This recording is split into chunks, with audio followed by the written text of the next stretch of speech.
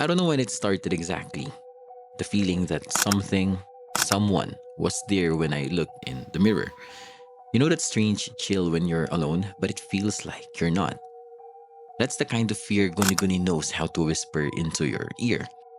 It doesn't scream, it doesn't chase you. Instead, it crawls into your mind, feeds on guilt, and waits. I've seen a lot of horror films, but this one didn't go for jump scares right away. It chose something slower, something more psychological, and sometimes that's the scariest kind. I still remember watching it late one night when the wind outside seemed colder than usual and everything in the room just felt still. Guni Guni wasn't the kind of horror that screamed in your face. No, it whispered. And sometimes, whispers are harder to shake off. This isn't just a ghost story, it's a story of guilt, of grief, and how the things we try to forget finds their way back. Guni Guni, directed by Tara Ilenberger, feels like a fever dream drenched in sorrow. It's about twins, abandonment, an abortion that was never fully processed, and a haunting that doesn't just linger, it clings. But what if the horror in this film isn't really about ghosts? What if the scariest thing here is the truth that we don't want to face? 30 years ago, an unborn child was buried in the garden of what is now a quiet boarding house in Cubao. Forgotten, covered up, just like so many things we refuse to talk about. Living in that house is Mylene, a medical student who, on the surface, has everything: beauty, intelligence, and even a loving partner in Paulo. But underneath, she's unraveling. No one knows about her scar. No one knows about the siblings she never met. And the burden she carries, it's stitched into her body. When Mylene agrees to perform a secret abortion, desperate for money, desperate to keep up the image, she awakens something long buried, literally.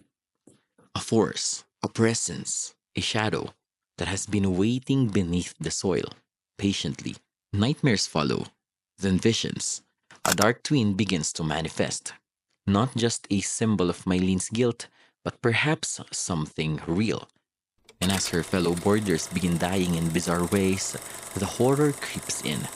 Not just for her, but for everyone around her. Joanna, a resident psychic and Mylene's best friend, senses something wrong. But it's already too late when she uncovers the truth.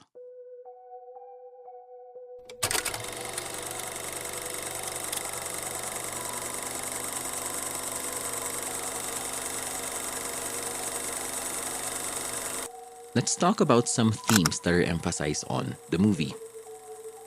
In Guni Guni, the ghost isn't just a spooky presence. It's guilt with a face.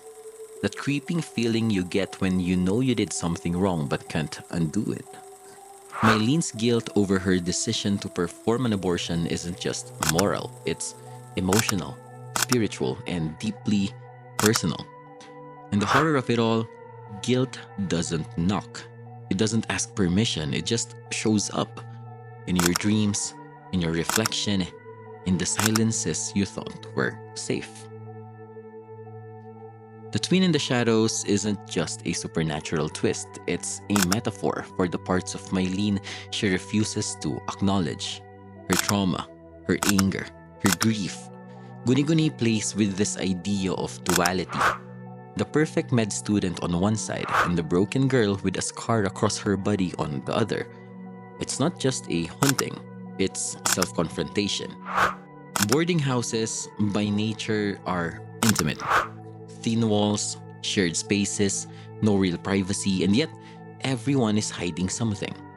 Guni Guni uses this setting to build paranoia. You hear footsteps in the hallway, whispers behind doors, but sometimes no one's there. It's that kind of intimacy that makes the horror feels closer, like it could reach you in your sleep. This film understands that some wounds aren't visible. Mylene walks around like she's fine, like she has everything under control, but deep inside, she's unraveling. The ghost isn't the only thing hunting her, it's her silence, her decision to bury what hurts instead of speaking about it. And that's what makes the horror so real. It mirrors the way we all carry things we don't talk about. Guni doesn't scream about its feminism, but it bleeds it. The story touches on abortion, family expectations, academic pressure, and the quiet suffering women go through in silence.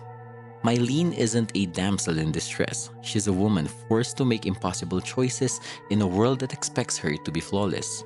And when she breaks, the film doesn't just show it, it makes you feel it.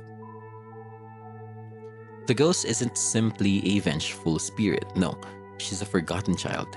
Someone who was erased before she even got the chance to live. What she wants isn't just revenge, it's to be seen, to be acknowledged, to be named. And there's something deeply tragic in that. Guni reminds us that the things we try to forget sometimes just want to be remembered. There's this idea by Carl Jung. He called it the shadow self, the part of us we try to hide, the anger, the guilt, the fear, the pieces that don't fit the version of ourselves we want the world to see. And in Guni, it's that idea turned into a ghost story, a literal hunting from the past, crawling out of the ground and into the present. Mylene looks perfect on the outside, top of her class, well loved, composed, but she spent her life covering up scars. Not just the one on her body, but the emotional ones that never healed. And when she's forced to confront that dark path of herself, the twin, the other her, things start to unravel. I think that's what makes this movie hit differently. Because sometimes the scariest thing isn't the ghost hiding under the bed. It's the version of ourselves we don't want to acknowledge, the truth we keep buried until it claws its way out again. Guni may not be the loudest or flashiest horror film out there, but it doesn't need to be. It whispers, it lingers, and it leaves you with this question. What part of yourself have you buried? And what would you do if ever it comes back?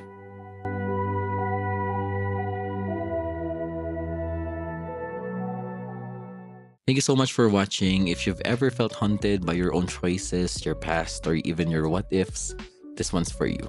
If you like this kind of video, don't forget to hit the like button, share it with your horror loving friends as well, and maybe drop a comment with your own interpretation of Guni.